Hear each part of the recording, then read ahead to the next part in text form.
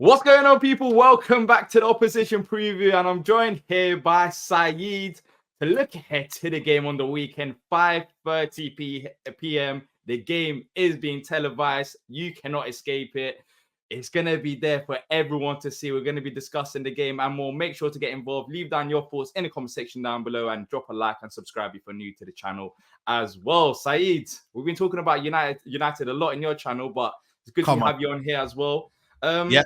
Where do we start with United? Where do we start with United? I mean, the 7-0 Barnsley win. Yeah. Did you lot win 7-0? Did you lot win 7-0? No, we didn't win 7-0. We faced a footballing side in QPR, so it's a bit more difficult rather than a pre-season friendly opponent. So yeah, we went through to the next round. You went through as well, which is good. But yeah, 7-0 United. As someone who's been a massive Ten Hag out guy, Ten Hag in. Are United back? Listen, Ten Hag in, mate. Yeah, United are back, man. You know the ones there. It's nothing's really happened, man. But now, listen, man. Good to get 7 goals, man. We ain't got more than 4 goals in the league for a hot minute, man. You know the ones there, bro. So for us to get 7 goals is, I can't lie to you, it was exciting, man. Just a chilled out, man. Like normally teams do that like on a regular. Arsenal have done it. You know what I mean? United, so Man City have done it. But to us, like we've never done more than 4 goals. So. Bro, I was just enjoying it, man. I was like, yo, Champions League, what? Bro, Carabao Cup settings, mate. You know the ones there, like, life is good. You know the ones. Carabao Cup, the big old mighty United. They used to be fighting in Champions League. Now it's Barnsley on a Tuesday night. But all jokes aside, though, just looking at your season so far, I know you beat Southampton 3-0, but the performance before their penalty miss, really, it wasn't that great. And then I expected you lot to win that game. You've had the 3-0 defeat against Liverpool as well this season. How would you sum up your start of the season so far? Well, it's 50-50, isn't it? It's 2 wins, 2 losses. That's pretty much it, man. So it's not like we've seen anything with United. The only thing I would say is that, you know, we're not conceding as many shots, you know, this year. It's been like, you know, I don't think we've conceded 20 shots in a game so far this season.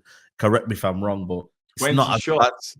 Yeah. Is that a barrier now? Is that like exactly 20 shots in the game? No, trust me, when you keep seeing 20 shots, mate, every single game, and you just feel like, bro, it's a madness, and it's PTSD, bro. So we haven't been like awful this season, but then again, the standards are so low because last season we were getting smacked up. We finished 8th. It was a terrible season. We won the FA Cup, but let's be honest, man, like it was an ego boost for the players and the team. But for the whole kind of like realization where we are, it wasn't great, man. Like the bread and butter is the Premier League. That's what everyone kind of remembers you every single week, innit? So that weren't great, innit? But for us, we won against Fulham. It wasn't a great win, but it's the first game of the season. Lost to Brighton. Didn't really, you know, do much after the equalizer. And then they kind of won it. Then obviously Liverpool, we got battered. And then we won against Southampton. So it's like this next game will determine where the next 2 games come in. And we haven't got a good record at you lot, man. We haven't won since 2020, which is crazy. Wow. You know what I mean? Our record at Palace is dead. Yeah, but you're talking about 4 goals, and it just reminded me of what happened last season as well. I mean, we haven't beaten United by 4 goals. Was that with Life with Elise, though? Was that Life with Elise? You know what I mean? We could talk about Life with Elise, Life without Elise as well. But with you lot, I don't even know what lifeline we're going to start with United, because ever since Life with Fergie's finish, it's just been a rough road. But all seriousness, with Ten Hag, you said that you've seen a bit of changes, right? You're not conceding 20 shots now per game. But do you have hope that you will improve and you will do something this season? Because from what I've seen from the outside looking in, of course, I don't watch United like you do. There have been improvements, but it's still not enough for a club like United. Still not enough. No, it's still not enough, man. For me, it's not really there. You know what I mean? Obviously, it's been encouraging to score a few goals against Southampton and Barnsley and whatever, but the reality is that United is still a million miles away where it needs to be. Still needs to be a consistent style of football. We haven't been able to do that. And ultimately, you know what I mean? We're not the team that where we should be in our 3rd season. Obviously, it's just started the season. You know, things are still fresh, but it's not 3 games in or 4 games in. It's 3 years in. That's the mentality I've got. So if we're going to Crystal Palace on Saturday, 5:30, and we're still struggling, and you lot beat us or vice versa, whatever happens, and it's not convincing, then obviously, questions will be raised. You know what I mean? So that's where my head is at. But ultimately, I think for me, we're in that position now where he's been back, bro. He's been given a lot of money. He's the second best, most back manager since Fergie. Like, bro, like excuses have to stop. Like I shouldn't be coming on air thinking, Crystal Palace tricky game. Like all the teams, they say, yo, listen, that's a 3 points, light 3 points. No respect to you. Don't disrespect us like that. But like, but it should be. It should be a ground where we're like, yo, light 3 points, man, bro. Well, you can really say that coming to Palace. You know what? I think for me, it's like the Premier League's more competitive. It is more competitive, but before Glasner, this shows you what Glasner's done, really. But before Glasner, you lot were banter, man. Let's be honest, man. Like you lot weren't consistent. Yeah. Roy Hodgson, it wasn't great. Alan Pardew, I've always thought of Crystal Palace as the underachievers, always finishing around like 14, 15, something like around there, like not really challenging for top 6, top 10, top 8. Like you're just not like a team that has ambition. If I'm being really honest with you, and that shows with your right back situation. You've only bought one right back in the last how many years? You know what I mean? It's crazy. So when I look at Crystal Palace, I'm like, they got a good crowd, loyal fan base. And it's like you just don't know what you're getting with them. On the off day, they might catch you, but it's Crystal Palace and you should be dealing with them.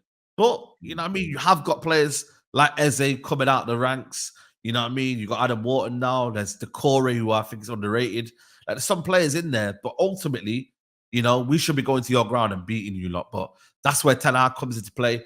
That's where the players have to fight and take another game to that level. You man got Eddie Nketiah. I heard he's been doing bits since he's coming to the club. Yeah. Is he actually been playing well though? Has he been playing well? Yeah. He has. In the 2 games, he's played really well. And he has a different role at Palace. He drops a bit deeper, picks up the ball, link up plays, been fantastic. And he scored a goal against QPR as well. And the Leicester game was very close to scoring. That's 2 games now. He hasn't played 90 minutes of football before the Leicester game for about 8 months in competitive fixtures. So he's still adjusting to playing 90 minutes of football because he didn't have those opportunities at Arsenal. So we have got a few players. But so for you, do you still, on the Glasner, do you still think that Palace are lacking ambition, or do you think Palace have kind of trying to? No, I don't think he's lacking ambition. I think he could have bought better players though this summer. Yeah, I mean, I don't think. Listen, Kamada is a good player, but for me, there's a reason why he flopped that last year, man. He underwhelmed that last year, and that was a big move for him. But you have got some good players in there. Eze, Wharton, Mateta on his days a handful. You got Eddie Nketiah. And I like the right back Munoz. Like there's good players in there, but I think for me, it's one of them where there has been a drop off. What you like 18th this year?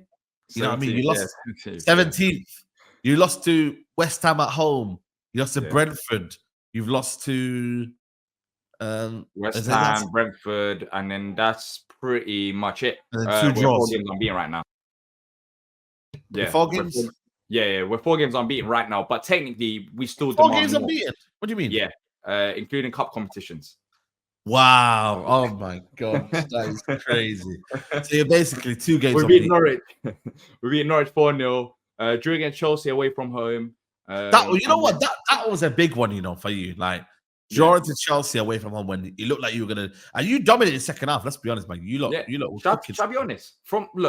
I get it in terms of where we are in the league, but there are main reasons for the slow start. First of all, you look at we had Munoz. You followed the Copa America with your watch on, so you saw it. Munoz and Jefferson Lerma was involved till basically pretty much everything. Yeah. So they came back very late from preseason, and then we had the England lot: Eze, Gahey, Wharton, Henderson. With the finals, they had to have 3 weeks off, so they came back basically a week before the season started.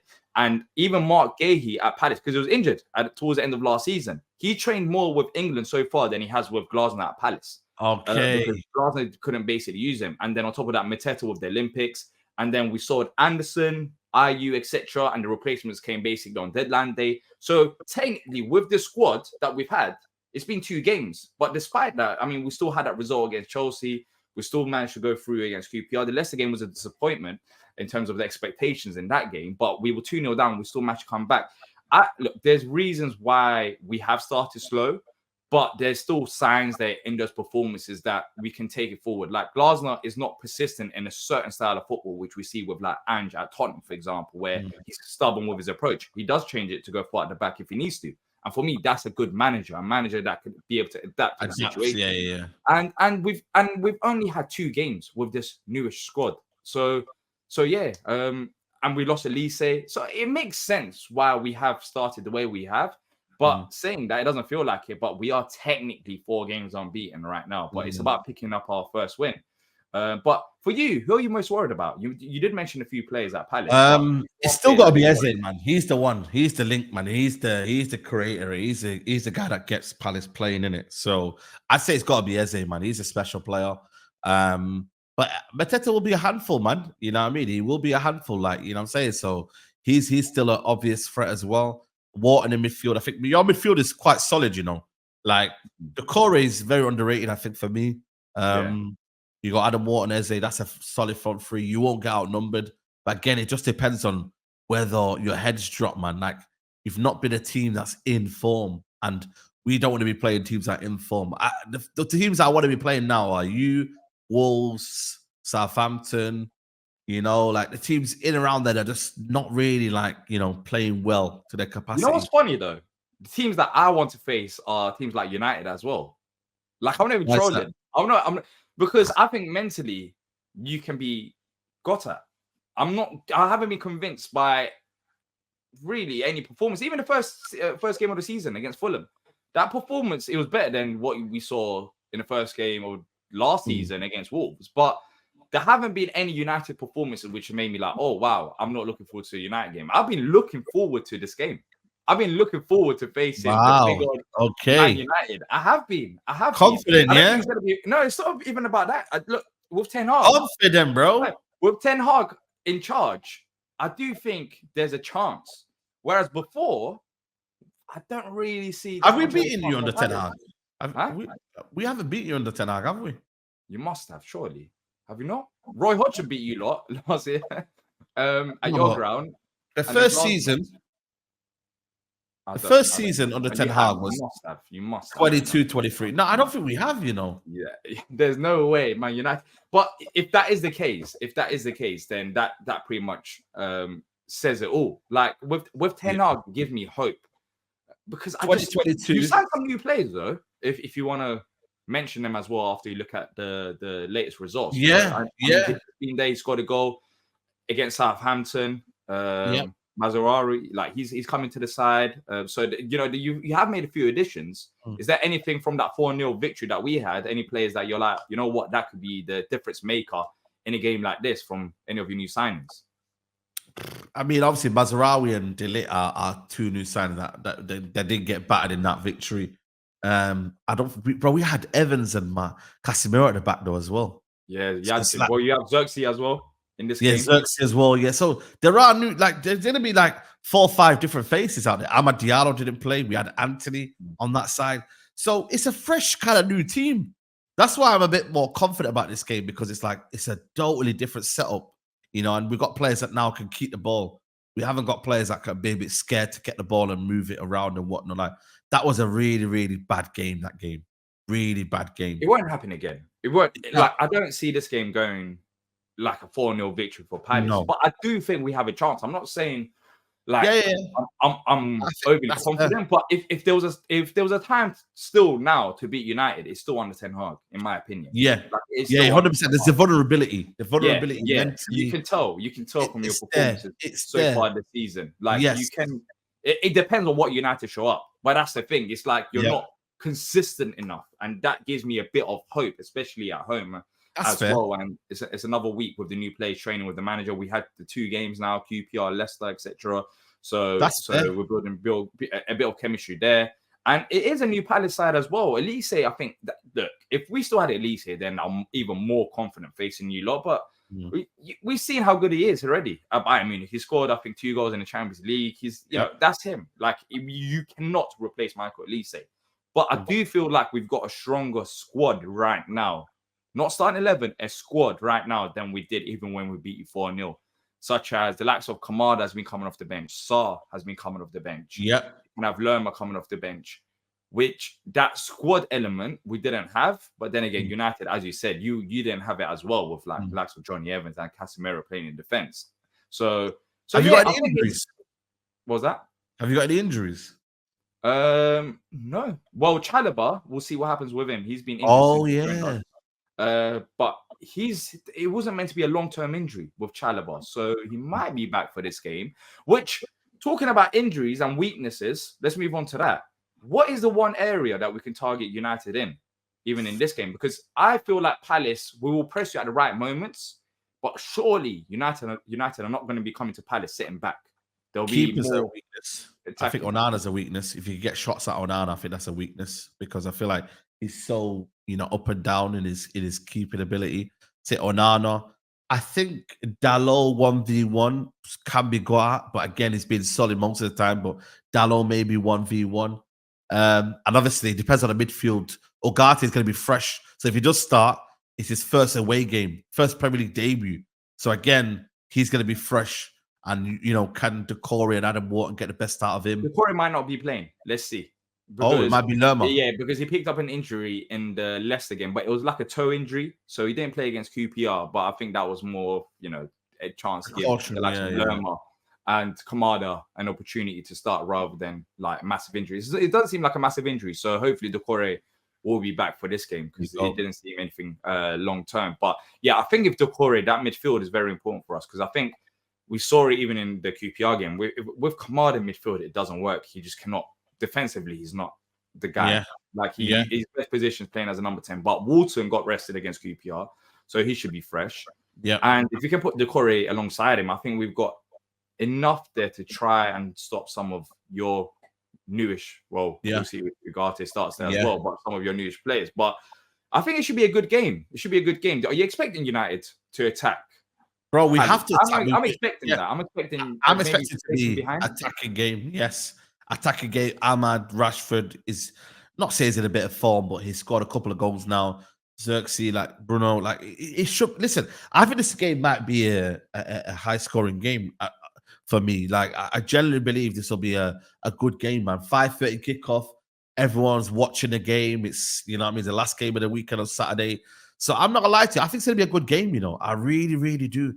But like I said to you, what kind of United turn up is a different question, isn't it? But on the day, it's gonna be one of them where first 30 minutes is key. If you rattle us first 30 minutes, bro, that's where I believe United are vulnerable. First 30 minutes. If we start off quick, we might sit off a little bit. So I don't know which United is gonna, Are they gonna sustain it for the whole game? I'm not so sure. United always leave you with a bit of like time to kind of do your thing. You know what I'm saying to you? Like they give you a bit of time to kind of, find your feet. As long as you're not out of the game, you're not out of the game. That's what I like when you say that. That's what I like about it because even against Chelsea, the reason why we got a draw against Chelsea is because they were willing to attack us. And that's what we like, spacing behind. Because a few teams so far this season, and even against West Ham was sitting back against Palace. Teams are now starting to get worried with the counter.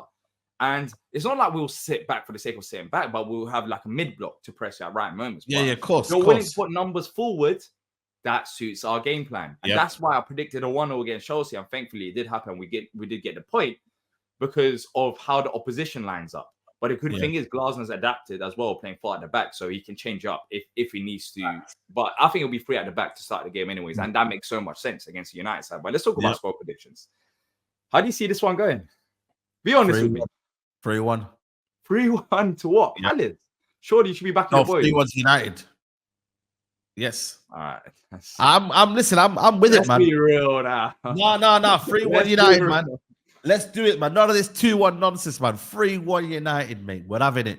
We're going to win. 3-1 United. Where's this confidence coming from? It's going to be 2-1, and then what's going to happen is you're going to try and get something. All right, wait. Where is this confidence coming from after how you describe it? I think United? For me, it's just got to be we're trying to build momentum here, and we've got enough players that can hurt you lot, and you're not great. You're 17th in the league, bro. It's You 4 not being great, games, bro. I don't It's care. 4 games into the I season. don't care, bro. What? Our Forest going to 17th be finishing top 4 in the league. Our Forest We going to need be to, finishing we need top to 4. make you lot feel like you're 17th. We need to. No, our we need Forest to going to be bury you finishing lot. top 4. It doesn't matter. It doesn't matter where you are in the league at this No, point of the just. season. I'm not saying I'm over. Like 3-1's not an overconfident score. I've just told you the scenario. What do you mean? 2-1. 3-1. That's No, but I'm saying convincing. it's a 2-1 game, and then you lot come out the blocks. You leave spaces behind, and it's 3-1. Like 3-1's not a convincing scoreline. It's just the nature of the game. The way I look at it, it's 2-1 for a little bit, and then boom, we hit you on a break 3-1, and that's what United can do. So I'm going to offer 3-1 United win. Look at the way we did it at the end. It was Southampton. It was 2-0. Southampton put bodies forward. 3-0 became 3-0. So you think you're going to do us like how you done Southampton? No, not Southampton, but you know, I mean, basically, near enough. That's all I know. We're gonna win the game, and you lot are not gonna do anything about that. Cool. So I'm gonna predict instead of the 4-0. I think it'll be a bit more of a difficult game without Elise. I'm gonna go for 2-1 Palace. 2-1 Palace. 2-1 Palace. Yeah, we need a win. We need a win, and this is another game, another opportunity. With some of the new players, hopefully Chalobah will be back. If Chalobah's back, that'll be massive for our back line. Having Lacroix, Gay here, and Chalobah starting there. Munoz, another game under his belt as well. Mitchell. I think we've got enough. I think the game plan suits us as well, especially at home. Enough height. How they're going to set up. It's going to suit us. It's good. If you're sitting back, then I'll say fair enough. But I don't think you'll be sitting back. And I can't wait. Say less. I can't wait. I'll see you there. 5:30. I'm gonna 7:30. I'm gonna phone you. Yeah, but I don't think you will. That's a problem. I don't think you will. Like, D, what's the score? I don't think you will be phoning me at 7:30. I don't think you will be phoning me. I will be phoning you to tell you that you've got an L. Would it be okay with a draw? Nah, win. Okay, cool. I'll call you even if it's a draw. Then I'll call you even if it's a draw because you're confident. You're confident. So we will be there. We will be there. We will be there. If you don't beat us. But let us know your score predictions in the comment section down below and your thoughts as well. Make sure to check out Saeed's channel. You probably will. Come on, man. I appreciate it, man. Over 100k now. Show some love. I'm on best of the rest. Interesting discussions there. Interesting discussions as always. But thanks to Saeed for jumping in. Thanks to all of you watching it. And until next time, up the Palace.